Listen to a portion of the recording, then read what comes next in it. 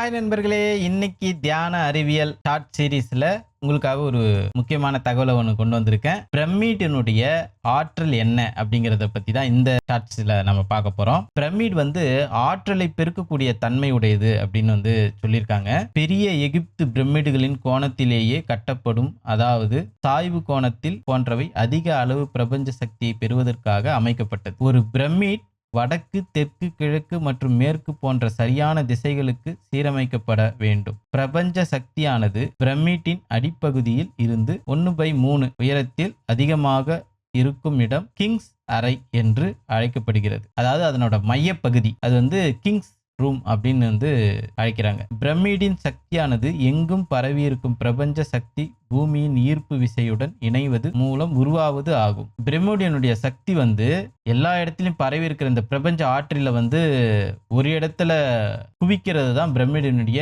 சக்தி அப்படின்னு சொல்றாங்க. பிரமிடுகளுக்குள் ஒரு பொருள் வைக்கப்படும் போது அது தன்னை பற்றி வலுவான தகவல்களை பெற்று பல மடங்காக பெருக்கி கொள்கிறது. பிரமிடினுடைய தனித்துவம் என்னன்னு பாத்தீங்கன்னா, அதுக்குள்ள வைக்கிற பொருள் ஆகட்டும், ஒரு நம்ம போய் உக்காரதாகட்டும், அதனுடைய வேலை பாத்தீங்கன்னா, நீங்க கொஞ்சம் தகவலோட உள்ள போய் உக்காந்தீங்கன்னா அதை பத்தின பல தகவல்கள் உங்களை சேர்றதுக்கு ஒரு சக்தியை அந்த பிரமிட் கொடுக்குது அப்படின்றத சொல்றாங்க. இந்த வீடியோ உங்களுக்கு பிடிச்சிருந்ததுன்னா லைக் பண்ணுங்க, ஷேர் பண்ணுங்க, கமெண்ட் பண்ணுங்க.